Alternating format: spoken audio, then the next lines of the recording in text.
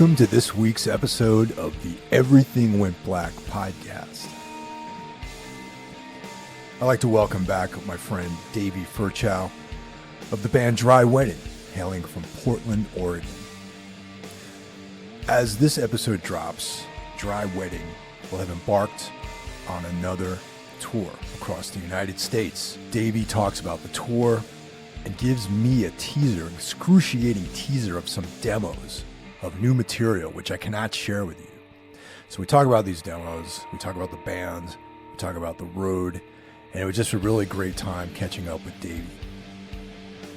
As you all know, I'm a member of a group of elite content creators known as the Horsemen of the Podcasting Apocalypse. And together, we wage a war on mediocrity. Kicking things off every other Monday, we have Brandon Legions, Horror Wolf 666, up next on Tuesdays, weekly, Into the Necrosphere, brought to you by Jackie Smith. Wednesday, of course, is Everything Went Black. Thursdays, I return with Mike Scandato and Jeff Kashid for the Necromaniacs Horror Podcast. Friday, Mike's brother John Draper brings us Spitball Media. Saturday is a day off, but don't fear, because on Sunday, Soul Knox is brought to you by Carl Hikara. Sunday is the second day that Soul Knox surfaces. Thursday is the first day that he puts stuff out. And of course, Carl and I are deep into our Darkness Weaves exploration of the work of Carl Edward Wagner. Lurking out there in the shadows, we have Cheyenne of the band Trivax bringing us Iblis Manifestations. You just have to pay attention. He comes at you at exactly the right time. If you want to support the podcast, you can join our Patreon for as little as $1 a month. You can support the show and get access to bonus content. For $5 a month, you get access to bonus content, plus early access to the regular stream episodes. And for $25 a month, you can become a sponsor. Great hearing from you, Davey. We're talking kind of late in the game, man. You guys are getting ready to hit the road literally like a day from now, I think, right? Yeah, 2 days from now on Friday, May 24th. Are you stoked? Did everything come together like you hoped it would with the booking for this? Yeah, it was our first time working with a booker. I've always kind of just handled booking the shows. The tour we did last year, I booked the whole thing. So it was our first time working with a booker, and yeah, it's been really great so far, and I'm really excited to see how each show turns out. How long are you guys going out for? Like, what parts of the country are you hitting? So the whole thing is 17 days, and we're doing 16 shows in 17 days. And we're leaving from, Portland, where we're based, and we're going all the way out to New York City and DC and back across the northern half of the United States. That's a lot of long drives, it seems like, but yeah, that's a nice chunk of time to go out, and that's a pretty good part of the country to tour through. You hit the Midwest, hit the East Coast. It's pretty cool. Yeah, and I mean, what we're doing with some of the longer drives is, after the show, we'll drive for a few hours and stay in a town, a couple hours outside of where we just played. So then that way, when we wake up the next day, we've already killed an hour or two of the drive. And then the one day off we have is because there's a very long drive there. So they're in nowhere really to play in that part of the country on that day. So yeah, that's kind of how we're breaking up those longer drives. Is it that stretch from, like, say, Chicago across like Montana and that part of the country that you're doing this drive?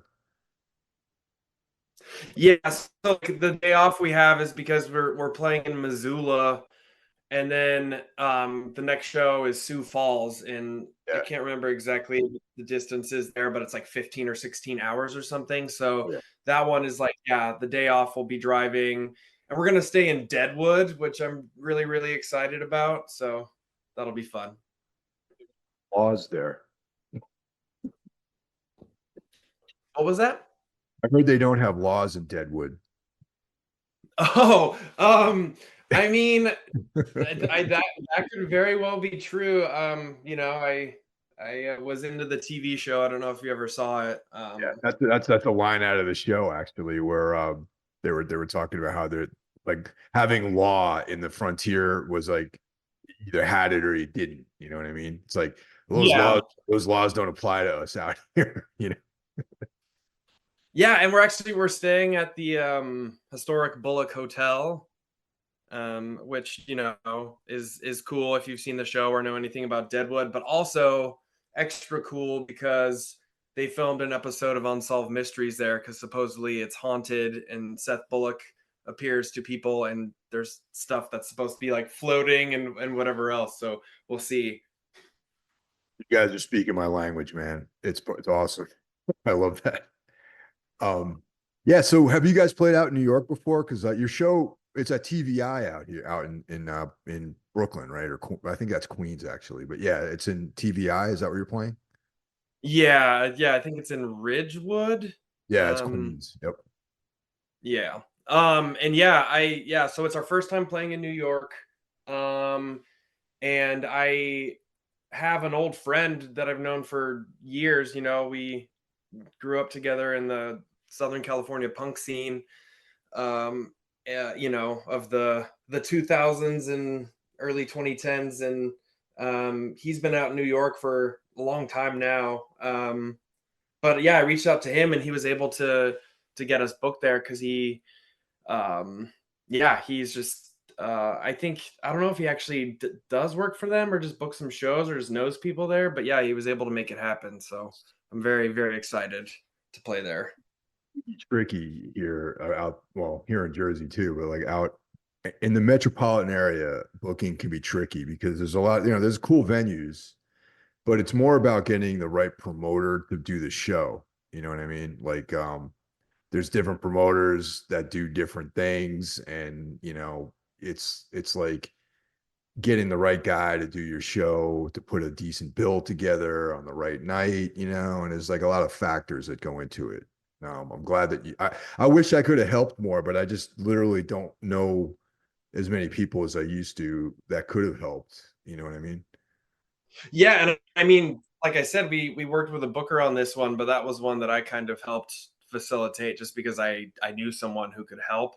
Because otherwise, yeah, it's interesting putting tours together like this, and I'm sure you've experienced this quite a bit, but it's like sometimes the shows that are in the big flashy exciting cities are the ones that a are harder to book, and b you just have way more competition, so sometimes the turnouts or whatever might not be as good as like a town that you've never heard of before or that's a little off the beaten path.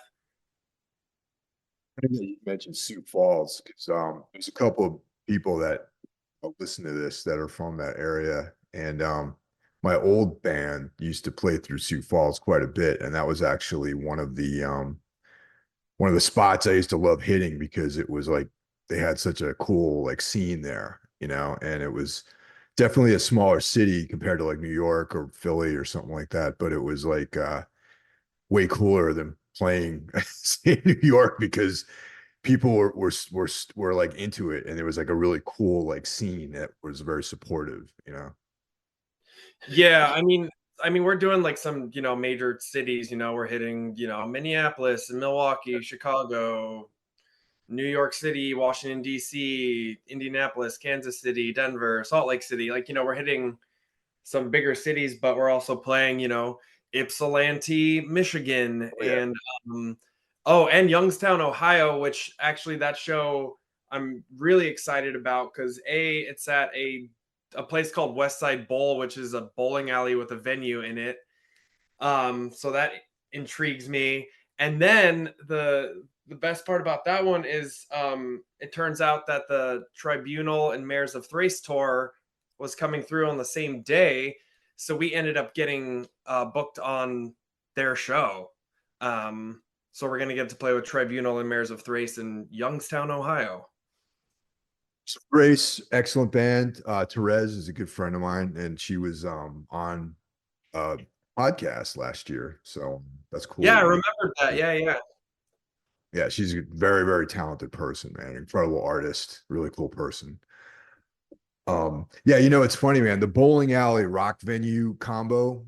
My first experience with a bowling, well, my second, my actually, the town I grew up in had a bowling alley rock venue called the Briar Patch, and the Ramones played there way back when I was like a kid.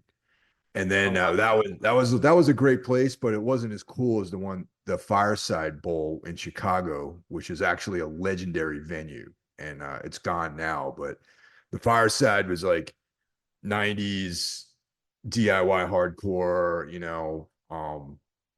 so many great '90s tours went through there, and so yeah, definitely there always seems to be like this bowling alley, like rock venue, punk rock, hardcore kind of thing, DIY ethic sort of strain that seems to inhabit bowling alleys in certain cities. Yeah, I'm into it. But actually, the thing I really want to talk to you about, like the tour is going to be cool, man. I'm excited. You guys are coming through. I'm going to make every effort. What's the date again on that for your New York City show? June 2nd. All right, cool. All right, I'm going to make every effort to be there for sure. I live out in Jersey, so it's a little bit different, but yeah. I used to live not too far from that venue you're talking about, but now I'm out here. So, but yeah. Yeah. Um, so a while back, not too long ago, you sent me what was labeled as a demo of new material, Hmm. which I'm assuming would be slated for record number 3 for Dry Wedding, right? That's correct. Yeah. Yeah. Okay. Of course I listened to it, and I know you share it with Ralph too. Um, and I'm listening to this recording, and I'm like, demo, huh? Like, all right, so this thing sounds incredible if you ask me. I think it sounds great. Uh, the songs are definitely you know, awesome, well-written songs, great atmosphere, different from the other 2 records. Definitely. I see a difference. I mean, from the objective listener standpoint. So this is a demo. So let's talk about this. It's this group of songs that you have. Hmm. So what's the Um, deal? what's the deal?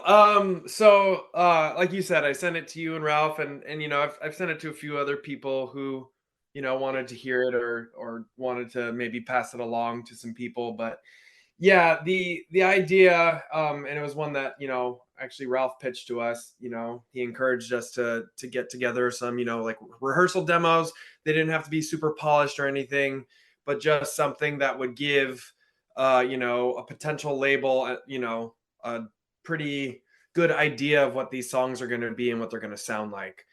So basically what we did was we have one of those little Tascam recorders. And we use that all the time when we're working out new material. But once we had the songs together for this next record, we just started, kind of planning at different practices. Okay, we're gonna try and knock out these couple songs, and then next practice we're gonna do these couple. And so we just started getting these live rehearsal recordings of the songs together, just instrumentally, no vocals, because as you know, a lot of the time when you try and record a rehearsal demo, the vocals are usually lost in the mix. Oh yeah, definitely. And that's something that's and this isn't me tooting my own horn. It's but the vocals are an important part of what we do. So we wanted them to be, you know, we wanted whoever was going to listen to this thing to be able to hear them. So yeah, we got those together. Then Jared kind of took them and just added some effects. Did a little mixing on them. Full transparency, he may have Frankensteined a few together. And then after that, yeah, I went through, after everyone gave the thumbs up on each track, I went through and I just, I did a couple takes of each song vocally until I was like, all right, yeah, that's solid. used that one, and then I just sent them over to Jared, and he mixed them in, and yeah, we did a couple of rounds back and forth, but we were trying not to overthink it with the recording or the mixing because, like I said, they're just supposed to be rough demos. So, but I'm glad Now, to hear that they sounded good. now who's Jared? Jared is he an engineer that you guys work with? No, he's our guitar player. So he's also like the last couple of records that had synth on them. He was playing guitar and synth. This record has very little synth in it. There's one song um where he plays synth, and all the rest is guitar. So you were saying it sounds a little different to you. Right. I think it is a little more guitar heavy. I think it's a little heavier in general, and that was intentional. And then yeah, we just kind of try to push certain extremes. Like this record has our fastest song we've ever written and our slowest. Um, and then also just playing around more with dynamics where there are these loud, chaotic parts, and then these like very quiet, sparse parts as well. So kind of playing around with those dynamics and seeing what we can do with those. Yeah, definitely heavy, like more with the rhythm section. You know what I mean? Like bass and drum heavy. That's what and that the first thing I picked up on was definitely how it's stripped down compared to the other recordings. Like it's like guitar, bass, drums, vocals, as opposed to like you touched on earlier when you're saying there's way more synths and other instrumentation like in the other recordings that you guys have done. Yeah, but I mean, I think when we record the real thing, like, I mean, we're gonna add layers to it. For example, I've already talked to Andrea Morgan, who plays in the Keening and Excellensis. She's a violin player, and she has already said she's interested in playing violin on a couple of the songs. And yeah, I mean, we have tons of production ideas already. One of the songs is going to have three different drum tracks. So it'll start with one and then kind of expand into two and then three eventually. So there'll be kind of like these really loud kind of like drum patterns kind of weaving in and out of each other. So we have some cool ideas for the production. I like I said, the heaviness of it and the guitar forwardness of it was intentional, but I definitely think like once the real thing is done, it'll have more layers going on. So it's kind of cool to have these recordings. So it's if especially like when you were saying the full production of these tracks is going to be more it's going to have more of like a lush production with other layers like you were saying. So in order actually to have these versions of these songs of just the stripped down versions is cool. Like I'm stoked to have them, especially if you guys do what you're saying and like have this larger production for the LP. That's cool. Yeah, and I mean, I do. I mean, the goal. I mean, and this was the goal with the last record, and it's the goal for this one as well. But um, we're trying to capture our live energy in the studio, and we made strides doing that with the second record. It was definitely closer, but we all feel like we can still kind of bridge the gap there. So our live shows, like, you know, just I think it just has a more intense feel to it than some of the recordings might suggest. So the plan is to try and capture that energy in the studio, and whether that means like yeah maybe pulling back on some of those lush production elements, or if we just decide to I don't know. I think we just want to try and have the recordings reflect kind of what we bring to a stage. Now, you I had you on a podcast last year, but since then, I've got a lot of new listeners. So if any of you guys out there want to go back to the first episode I did with Davey, just to get a little bit more background on the band, that's probably a good move. But yeah, just for anyone who's brand new to Dry Wedding, You guys are from Portland, and can you just run down who's in the band and all that sort of stuff? Yeah. So I sing and I play guitar. Jared Green plays guitar and synth. Chadwick Ferguson plays bass, and Tom Fuller plays drums. Um, and yeah, we're based in Portland.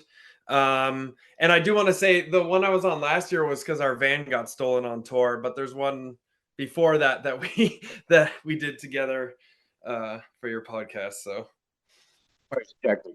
The first time was about the band. The second one was about the van theft, which is not as cool as just talking about how sick the band is and all that sort of stuff. yeah, I mean, I'd much rather do that than yeah, go through that again. But Yeah, dude. Well, I'm glad to see that you guys are back on the road after all that. That's cool. So I mean, I'm not going to ask you to describe what you guys sound like. Instead, I'm going to say what I think you guys sound like, and see if it meshes with what you're thinking. okay. Yeah, Dry Wedding um, would be very much in place in the score of a Jim Jarmusch black and white film. Um, I think Roland S. Howard from the Birthday Party and his own solo material would be comfortable listening to Dry Wedding. And a contemporary band that would make sense for you guys to share the stage with is a band called Bambara, which I don't know if you're familiar with them. Yeah, actually, I invited Blaze to the New York show, Oh, hell yeah. and he said he's gonna come. So Right on, man. Yeah, he was on the podcast too last year, or maybe the year before. yeah, I want to say the first time I was on, I made some joke about how him and I should be best friends. So I'm working on it. The thing that's cool, those guys are by far one of the best bands out of that scene in New York City. They're like by far. There's a lot of bands that are trying to do that sort of thing, but they're the only band that's, in my opinion, that's any good at it. But yeah, that's the vibe I feel with Dry Wedding, and also like if Jeffrey Lee Pierce from the Gun Club was still alive, he'd probably own all your records, I imagine, and T-shirts too. Well, I love all of those descriptions. Uh, I think you nailed it. And it's interesting too because someone the other day who has heard these demos, they said that one of the songs, they were like, "Oh, I could hear this song being in the movie Dead Man," which Sure. which like you said Jim Jarmusch, and honestly, like that movie is kind of like what I want our music to to like sound like, like what that movie looks like and feels like. That's like, I mean that mixed with other things too, but so when they said that I was like, okay, yes. And like the fact that too, I'm like, yes. Okay. Yes, I feel good about this Yeah, description. dude. Yeah, dude, totally. So I get it, and it's cool. And I like that's all stuff that I mean, I grew up listening to the Gun Club and bands like that, and like the Birthday Party, and Roland Howard's like one of my favorite guitarists. And also like it's funny that there's that Jim Jarmusch film, Only Lovers Left Alive, Mhm. where it's got the main vampire guy is like a musician, and he has these like creepy like guitar reverb things he does that he doesn't want anyone to listen to. And for some reason in my mind, I remember that movie being black and white, even though it's in color. But that whole atmosphere of like Dead Man and that movie and those like creepy like guitar parts, all that stuff together sounds like what Dry Wedding is trying to do. What you guys are succeeding at doing, I should say. Oh, well, thank you. Yeah, I really appreciate that. And yeah, it's really interesting. I feel like, what I hear from people, about what they think it sounds like, it can just differ so greatly depending on what that person's background is, what their knowledge is, what they're into. Um, you know, I'll hear people say stuff about like my voice or the music or whatever, and sometimes I'm like, oh yes, like that is an influence. Like I'm glad you're picking up on that. And then some people will say stuff, and I'll be like, I've never listened to that in my entire life. Or, like, oh, I would never, like, that's cool, but I would never cite that as a reference point ever. So yeah, it's just interesting. So I like when I hear these descriptions like the one that you just gave me, because that I'm like, okay, yeah, that's kind of ticking all these different boxes that I'm hoping to hit. So I think also just in general, the music is very cinematic too. And I think that's what I'm responding to is that, the songs are longish, they're not, 10-minute epics or anything, but they're like, they're on the longer side and they have like a lot of space. And there's also, like you take your time developing, the song itself. So it's like because of that, it lends itself to this kind of cinematic, movie sort of soundtrack kind of vibe for me at least. yeah, and I mean, at least for me, that's intentional. And then also too, I mean, the way we structure songs a lot of the time is, not your typical verse chorus bridge kind of scenario. And I think that actually that comes a lot from like, me and a couple of the other guys being really into metal and just hearing the structures that a lot of like black metal and death metal bands will use. And so I feel like mixing that influence with, this kind of cinematic quality, you get like these kind of just like, different moving parts of the song and shifts and things that you don't expect. And to me, like, whether you want to look at it as like a cinematic thing or just something that kind of mirrors like the ebbs and flows of life.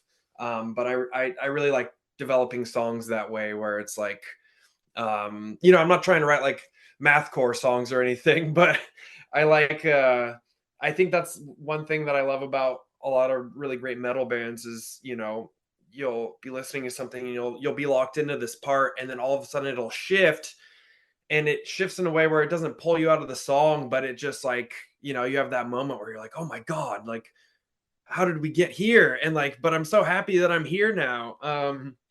And so I think a lot of the time I'm trying to kind of do that as well, just kind of take people on a journey through each song where like each song is almost like its own little like album in itself with these different parts that kind of shift over time.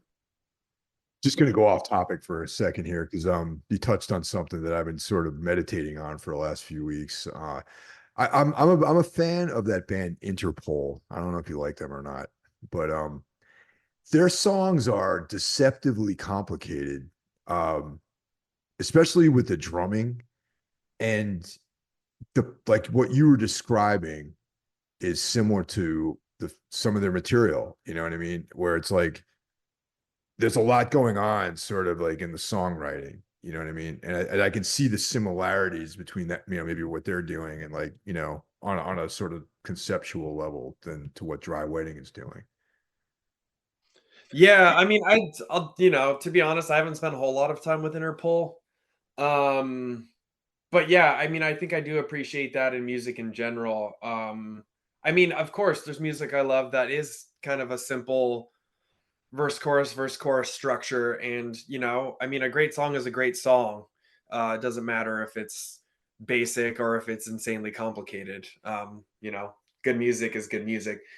But for me, like, yeah, I think writing and performing and as a listener, having those songs and those albums that you can go to when you do want kind of like this thrilling ride, that kind of shifts and changes and just has like constant movement. And too, but like to that point, there were on a few songs where I did try to say, okay, that's our impulse. We get antsy. We think we've been on a part for too long, and someone's going to get bored, so we need to write more parts and switch. And I'm like, no, you know what? Like sometimes, like in order to get people like kind of immersed in this part of a song or a song in general, like we do have to kind of hang on something for a second. And I know you just talked to Casey recently, and he's very good at that, where he'll like kind of just like build on this kind of like, and it's not even repetitive because he builds it in a way where it's interesting.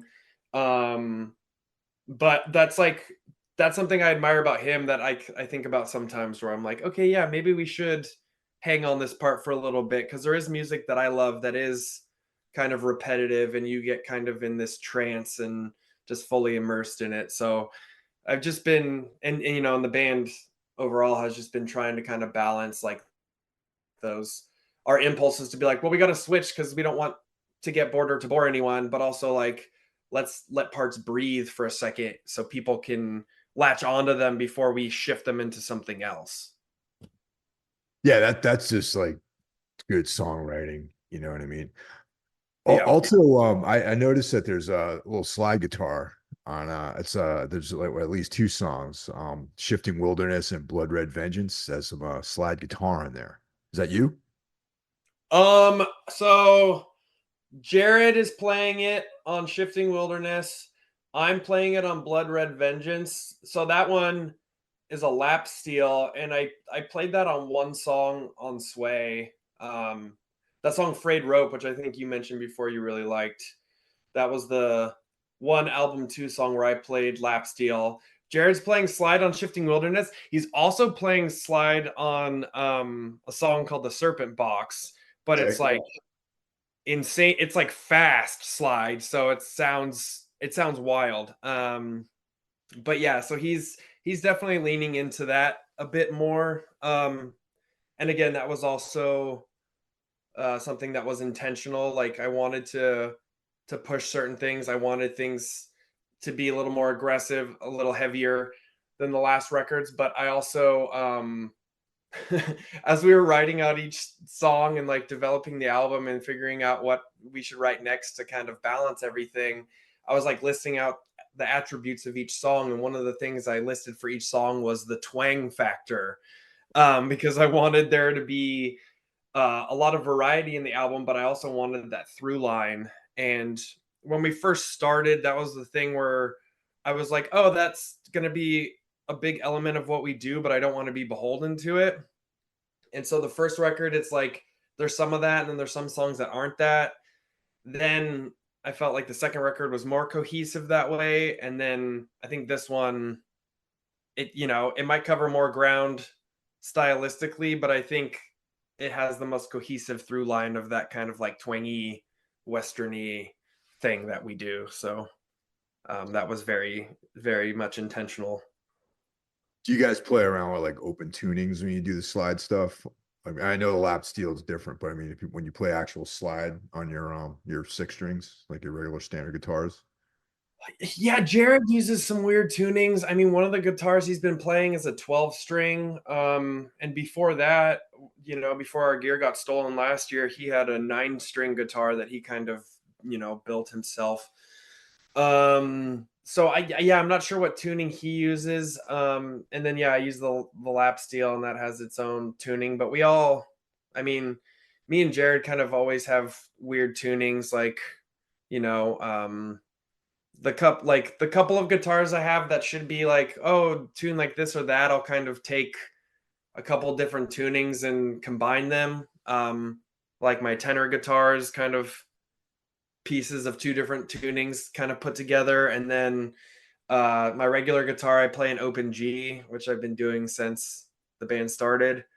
And then I actually think my baritone might be the only one that is almost normal. I think I maybe have one or two strings that are slightly different than the standard tuning.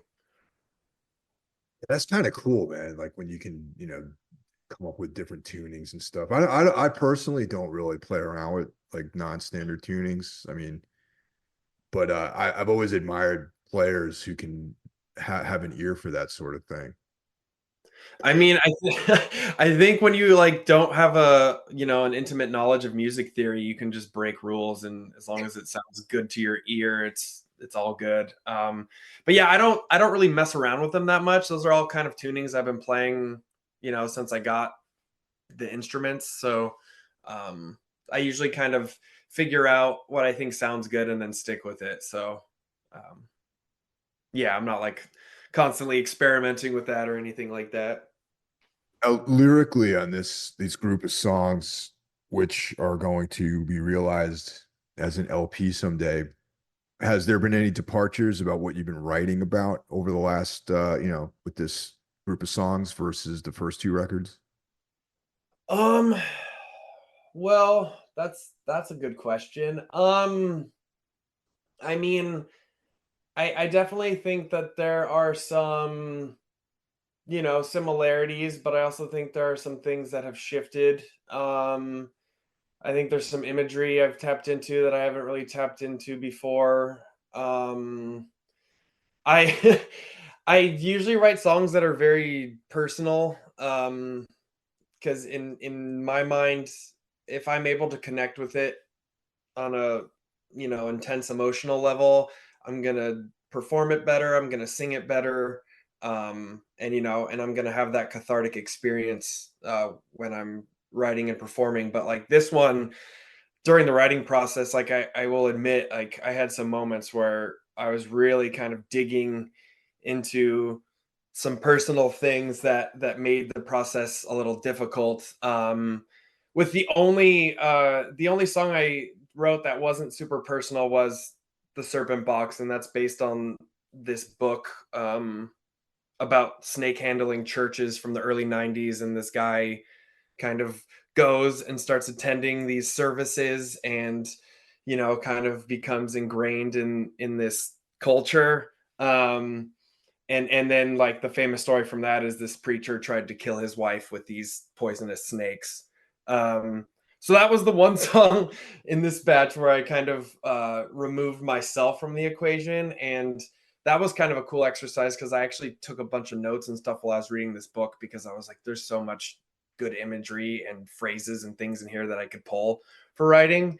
Um, but the rest of the songs, I feel like the main theme, and maybe this is kind of different from the first two, is just kind of like really kind of staring into the face of your mistakes, kind of confronting these things that you've struggled with, or that you've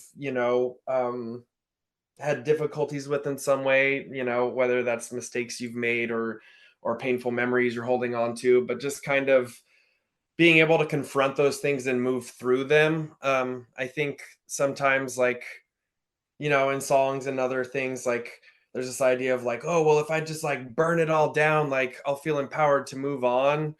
But to me, like I was kind of into this idea with this record where it's like, well, no, like let's not, like I'm not going to burn it down. Like I'm going to go through it while it's still intact so I can understand why these things happened. And then that way I can really move through them and move forward, and with a better understanding of myself and the role I play in the world. And so I think there was definitely a lot of that, just accepting shortcomings and moving forward through them. So You relate to that, man. That's a very, very sort of intimate take on life that I think a lot of men in general have can relate to that topic. yeah, I think just like being very vulnerable and accepting responsibility for things in order to grow and to move forward in a way that's actually healthy. And I think the other difference too in the lyrics is, I said this to someone not too long ago, but I was like, on some of them I kind of went like full blown McCarthy, like they're a little more brutal. um like I think there was part of me where I was kind of holding some things back because I thought, oh, I don't want it to be cliche, or I don't want it to be this or that. Like I had these ideas of how certain images or words would be um viewed.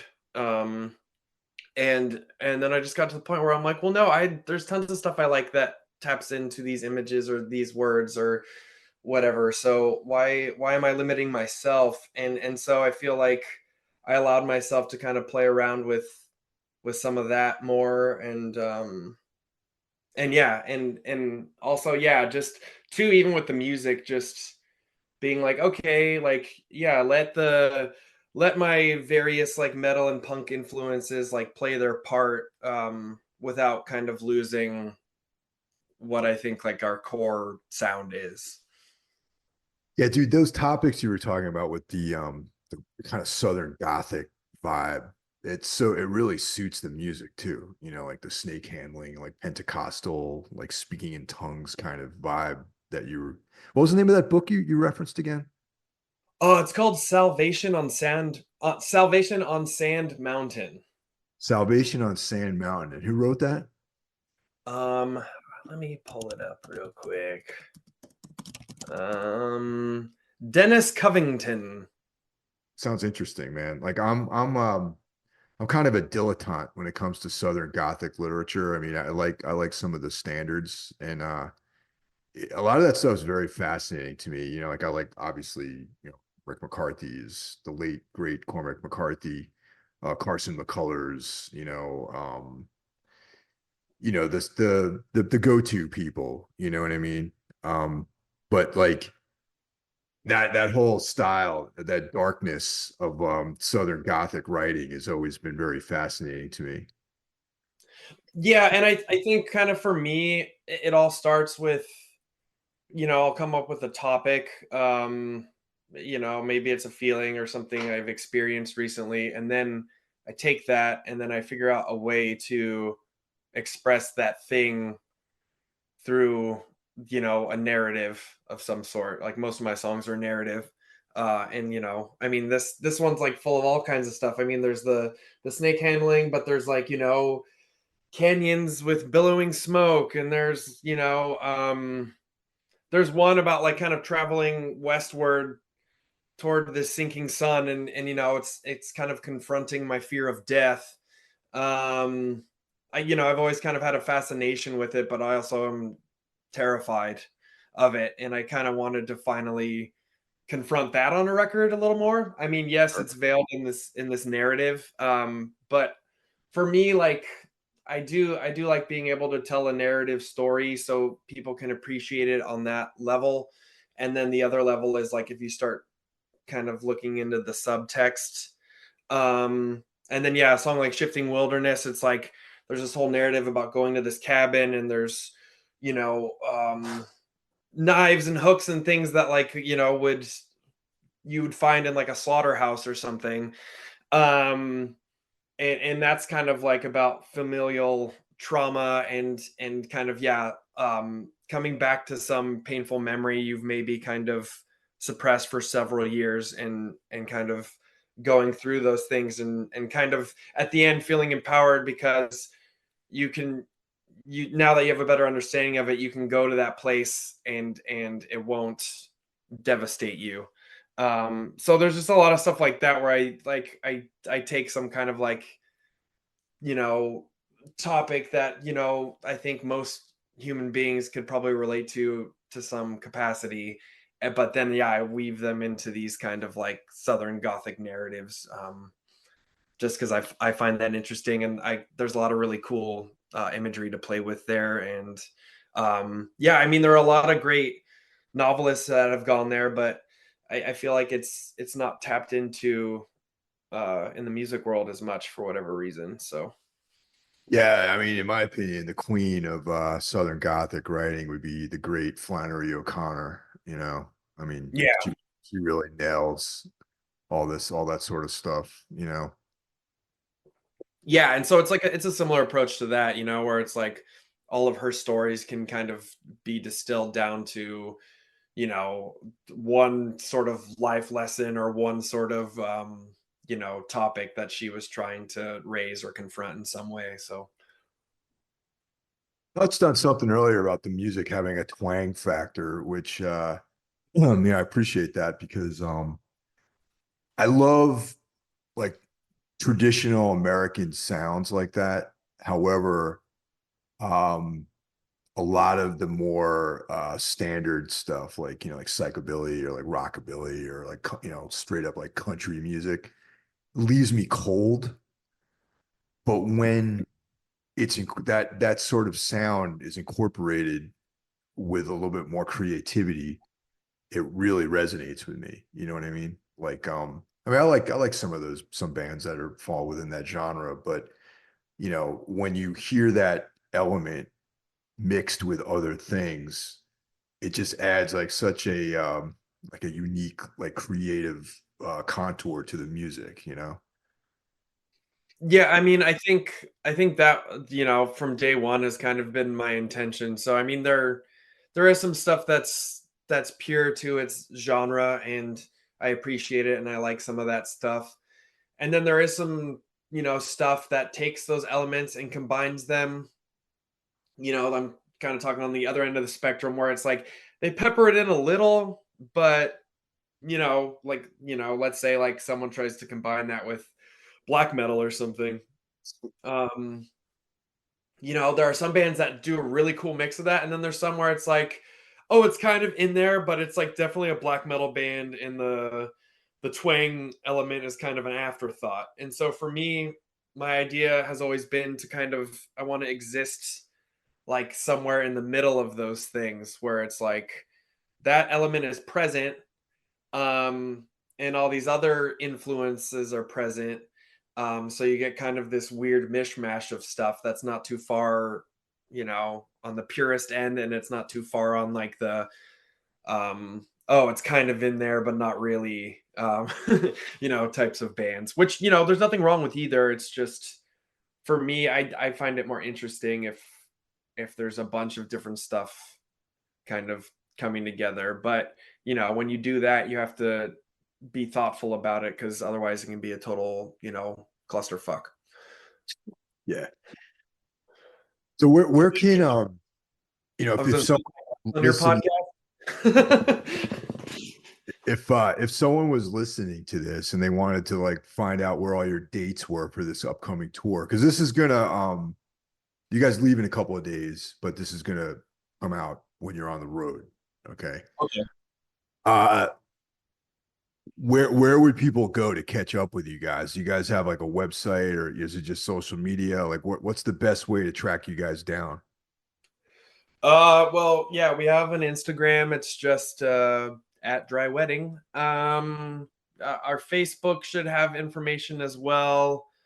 We do not have a regular old website. So yeah, I'd say Instagram, or if you're still on Facebook, that is also an option. Um, and yeah, the tour flyers are there. I've been trying to kind of post the individual flyers as well for each show, and get the word out about all that. So yeah, those are pretty much the places to do it. I think we have a Bands in Town or one of those too that should be sharing the dates. And I think it's Bands in Town that also syncs with your Bandcamp page. So yeah, I'm checking right now. It looks like um, a good portion of the shows are on Bandcamp, but it looks like not all of them. So now at Bandcamp, where do they find you? Just Dry Wedding at Bandcamp? Is that how people catch up with you, or Dry Wedding music, or what's the actual way? Drywedding.bandcamp.com. And on that Bandcamp page, there's the two records. Is there any merch or anything like that? Yeah, we have I think yeah, we have multiple shirt designs, enamel pins, records, and yeah, we'll have all that stuff with us on the road as well. So if anybody is able to come out to a show, we are bringing quite a bit of merch. So Awesome. And dude, I'm real like excited about these new recordings. You know what I mean? It's yeah, I ran through them a bunch of times and I was like, yeah, this is like I thought it was like a rough mix of an album, to be honest with you. That's how good the demos sound, in my opinion. oh well, thank you. Yeah, I don't know if you've talked to Ralph, but he sent me an email that was just like, "Holy fucking shit!" And he Yeah. kind of, he was very excited about them. So that made me happy. Yeah, I know that Ralph liked it. And I assumed when I first heard it, because this is right up his alley as well. Like he loves like all this, this style, and I'm like blown away at like how good it sounds. And I wish that I could share these songs with people, but they're not ready. So it's like, maybe if with your permission, I'd like to put one song as like an outro, if that's cool with you. Yeah, I'll double check with the guys. I just know, like, because we are starting to try and have some conversations with some labels who may be interested. And I know sometimes labels, they don't really want you leaking anything. Okay. If No they're problem. signing up to put it out. So I'll just grab one of the tracks of one of the first two records. okay, yeah, and I mean, if anyone's listening and of a label, or you're affiliated with a label who thinks this sounds interesting, shoot us an email, or message us on Instagram, and I will happily send those over. Awesome. Well, good luck on the road, man. And I'll catch up with you when you guys are in New York. Sounds great. Thank you so much.